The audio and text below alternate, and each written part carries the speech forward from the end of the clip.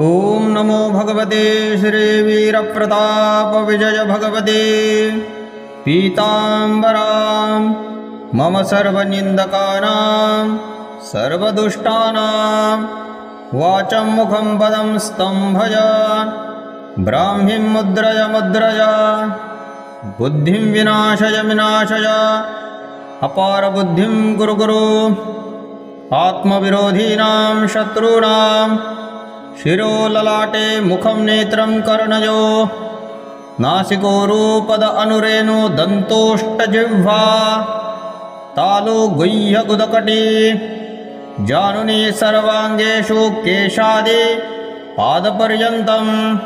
पादादि केशपर्यन्तं स्तम्भय खें मारय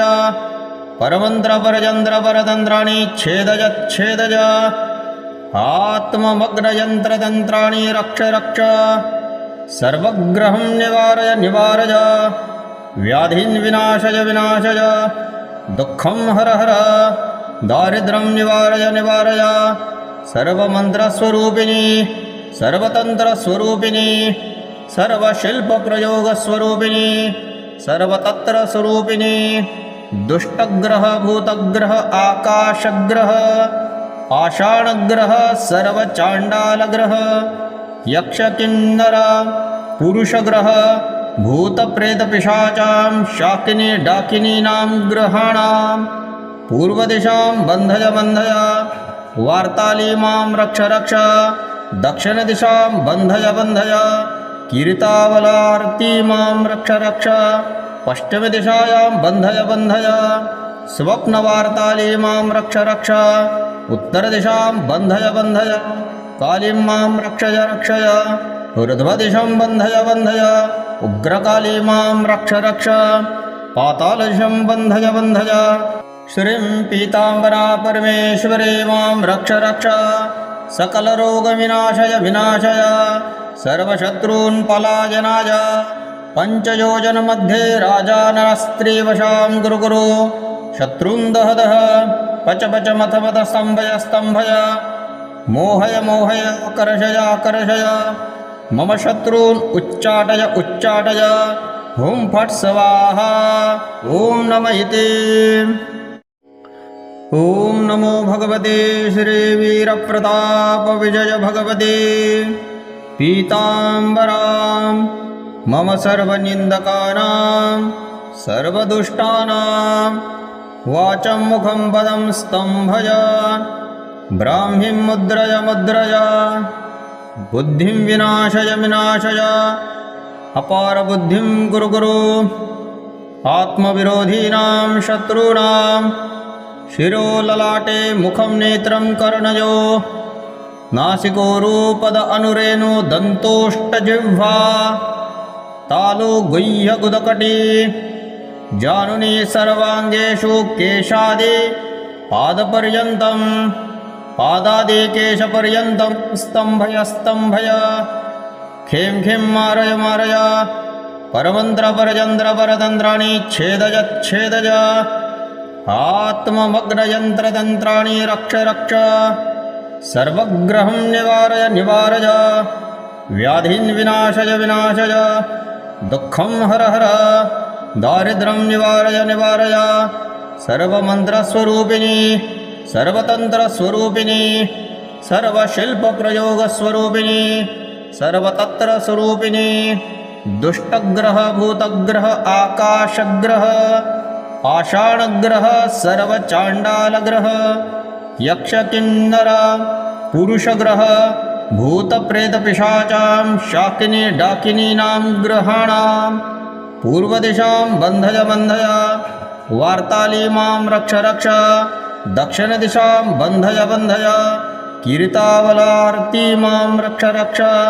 पश्चिमदिशायां बन्धय स्वप्नवार्ताली मां रक्ष उत्तरदिशां बन्धय कालीं मां रक्षय ऊर्ध्वदिशं बन्धय उग्रकाली मां रक्ष पातालदिशं बन्धय श्रीं पीताम्बरा परमेश्वरी मां रक्ष सकलरोगविनाशय सर्वशत्रून् पलायनाय पञ्चयोजनमध्ये राजानस्त्रीवशां गुरुगुरु शत्रून् दह दह पच पच मथ मथ स्तम्भय स्तम्भय मोहय मोहय कर्षय कर्षय मम शत्रून् उच्चाटय उच्चाटय हुं फट् स्वाहा ॐ नमः इति। ॐ नमो भगवते श्रीवीरप्रतापविजय भगवते पीताम्बरां मम सर्वनिन्दकानां सर्वदुष्टानां वाचं मुखं पदं स्तम्भय ब्राह्मीं मुद्रय मुद्रय बुद्धिं विनाशय विनाशय अपारबुद्धिं कुरु कुरु आत्मविरोधीनां शत्रूणां शिरो ललाटे मुखं नेत्रं कर्णयो नासिको रूपद अनुरेणु दन्तोष्टजिह्वा तालु गुह्य गुदकटी जानुनी सर्वाङ्गेषु केशादि पादपर्यन्तं पादादि केशपर्यन्तं स्तम्भय स्तम्भय खें खें मारय मारय परमन्त्रपरचन्द्रपरतन्त्राणि छेदय छेदय आत्ममग्नयन्त्रतन्त्राणि रक्ष रक्ष सर्वग्रहं निवारय निवारय व्याधीन् विनाशय विनाशय दुःखं हर हर दारिद्र्यं निवारय निवारय सर्वमन्त्रस्वरूपिणी सर्वतन्त्रस्वरूपिणी सर्वशिल्पप्रयोगस्वरूपिणी सर्वतन्त्रस्वरूपिणी दुष्टग्रह भूतग्रह आकाशग्रह पाषाणग्रह सर्वचाण्डालग्रह यक्षकिन्नर पुरुषग्रह भूतप्रेतपिशाचां शाकिनी डाकिनीनां ग्रहाणां पूर्वदिशां बन्धय बन्धय वार्ताली मां रक्ष रक्ष दक्षिणदिशां बन्धय बन्धय कीर्तावलार्ती मां रक्ष रक्ष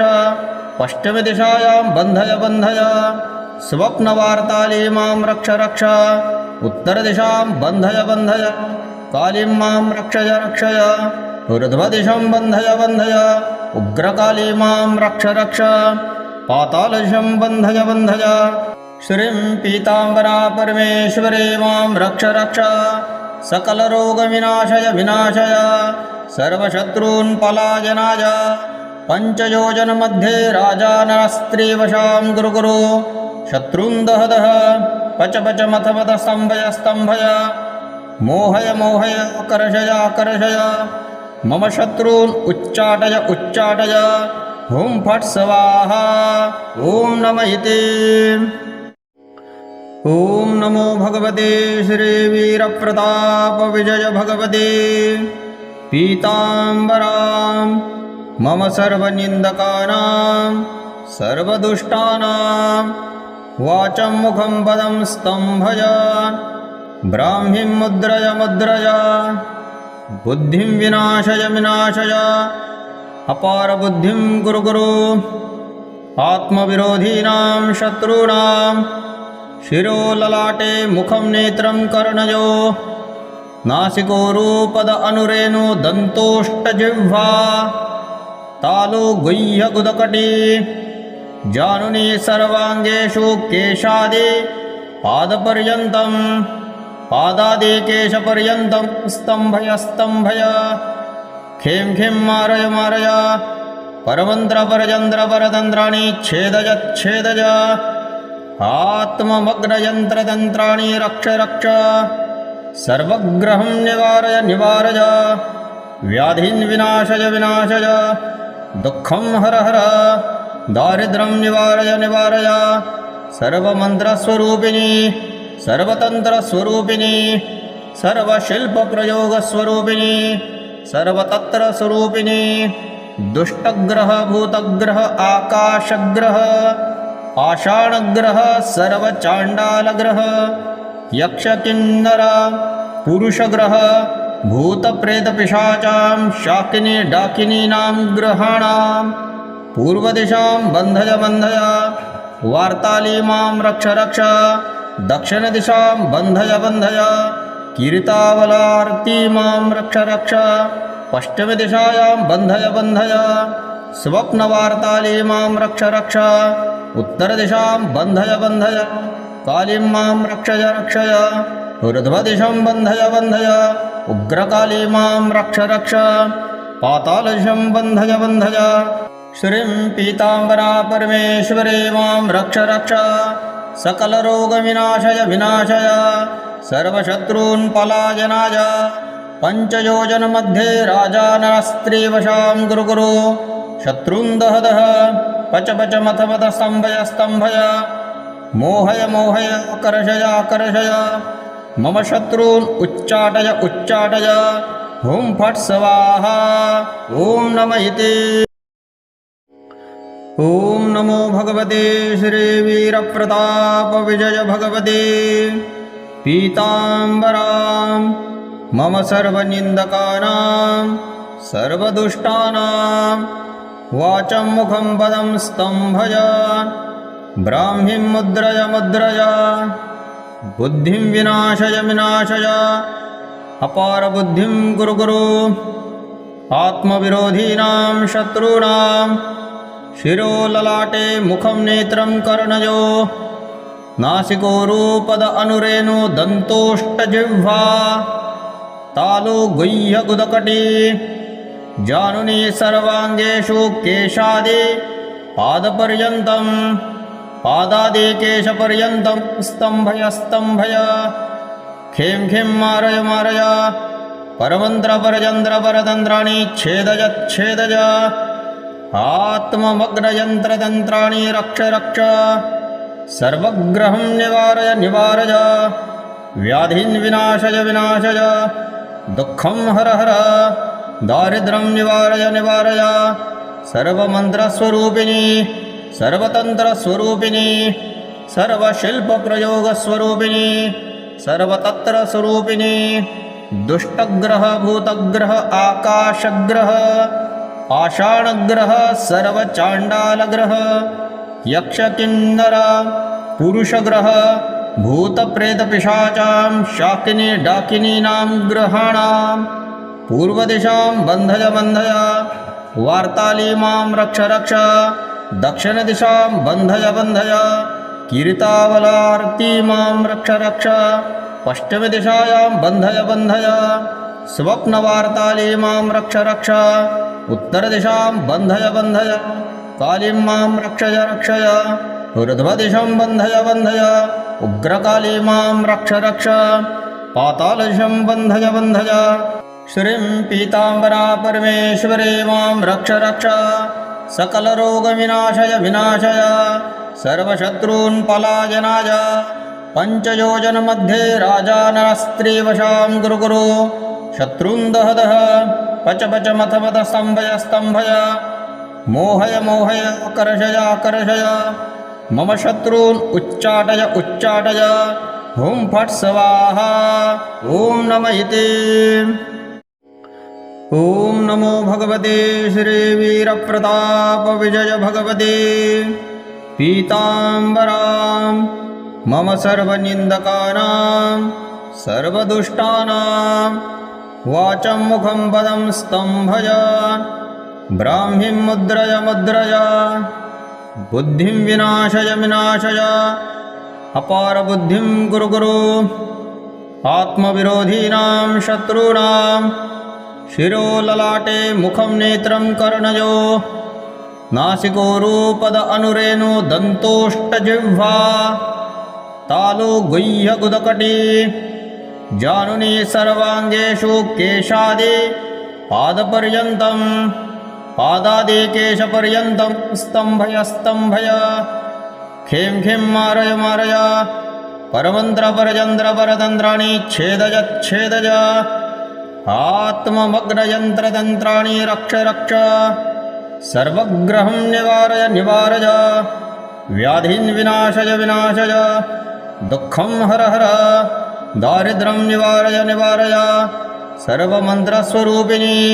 सर्वतन्त्रस्वरूपिणी सर्वशिल्पप्रयोगस्वरूपिणी सर्वतन्त्रस्वरूपिणी दुष्टग्रह भूतग्रह आकाशग्रह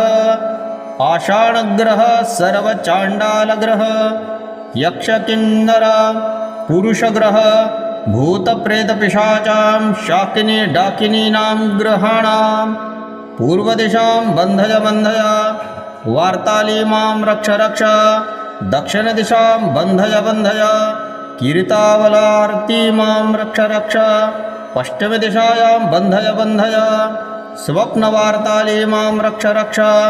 उत्तरदिशां बन्धय बन्धय कालीं मां रक्षय रक्षय ऊर्ध्वदिशं बन्धय बन्धय उग्रकाली मां रक्ष रक्ष पातालदिशं बन्धय बन्धय श्रीं पीताम्बरा परमेश्वरी मां रक्ष रक्ष सकलरोगविनाशय विनाशय सर्वशत्रून् पलायनाय पञ्चयोजनमध्ये राजानस्त्रीवशां गुरु गुरु शत्रून् दह दह पच पच मथ मथ स्तम्भय स्तम्भय मोहय मोहय आकर्षय आकर्षय मम शत्रून् उच्चाटय उच्चाटय हुं फट् स्वाहा ॐ नमः इति। ॐ नमो भगवते श्रीवीरप्रताप विजय भगवते पीताम्बरां मम सर्वनिन्दकानां सर्वदुष्टानां वाचं मुखं पदं स्तम्भय ब्राह्मीं मुद्रय मुद्रय बुद्धिं विनाशय विनाशय अपारबुद्धिं गुरु गुरु आत्मविरोधीनां शत्रूणां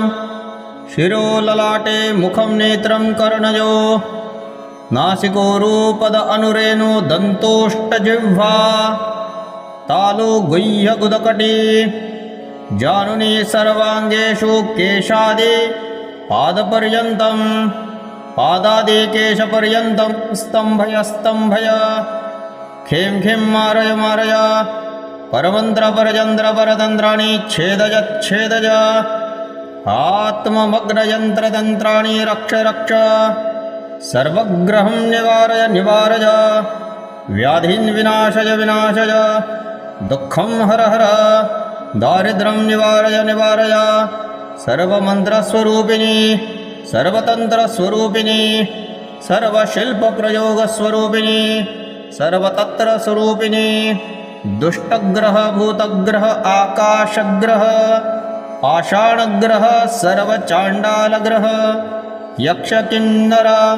पुरुषग्रह भूतप्रेतपिशाचां शाकिनी डाकिनीनां ग्रहाणां पूर्वदिशां बन्धय बन्धय वार्ताली मां रक्ष रक्ष दक्षिणदिशां बन्धय बन्धय कीर्तावलार्ती मां रक्ष रक्ष पश्चिमदिशायां बन्धय बन्धय स्वप्नवार्ताली मां रक्ष रक्ष उत्तरदिशां बन्धय बन्धय कालीं मां रक्षय रक्षय ऊर्ध्वदिशं बन्धय बन्धय उग्रकाली मां रक्ष रक्ष पातालदिशं बन्धय बन्धय श्रीं पीताम्बरा परमेश्वरी मां रक्ष रक्ष सकलरोगविनाशय विनाशय सर्वशत्रून् पलायनाय पञ्चयोजनमध्ये राजानस्त्रीवशां गुरु गुरु शत्रून् दह दह पच पच मथ मथ स्तम्भय स्तम्भय मोहय मोहय आकर्षय आकर्षय मम शत्रून् उच्चाटय उच्चाटय हुं फट् स्वाहा ॐ नमः इति। ॐ नमो भगवते श्रीवीरप्रताप विजय भगवते पीताम्बरां मम सर्वनिन्दकानां सर्वदुष्टानां वाचं मुखं पदं स्तम्भय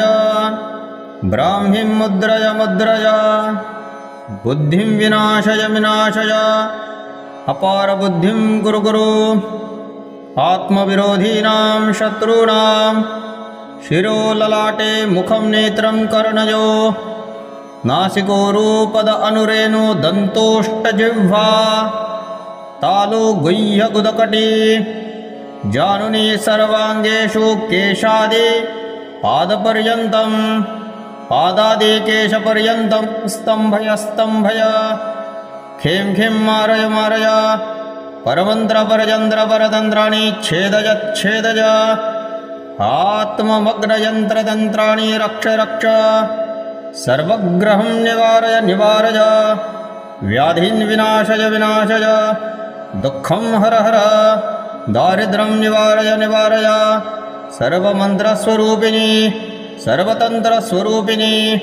सर्वशिल्पप्रयोगस्वरूपिणी सर्वतन्त्रस्वरूपिणी दुष्टग्रह भूतग्रह आकाशग्रह पाषाणग्रह सर्वचाण्डालग्रह यक्षकिन्नर पुरुषग्रह भूतप्रेतपिशाचां शाकिनी डाकिनीनां ग्रहाणां पूर्वदिशां बन्धय बन्धय वार्ताली मां रक्ष रक्ष दक्षिणदिशां बन्धय बन्धय कीर्तावलार्ती मां रक्ष रक्ष पश्चिमदिशायां बन्धय बन्धय स्वप्नवार्ताली मां रक्ष रक्ष उत्तरदिशां बन्धय बन्धय कालीं मां रक्षय रक्षय ऊर्ध्वदिशं बन्धय बन्धय उग्रकाली मां रक्ष रक्ष पातालदिशं बन्धय बन्धय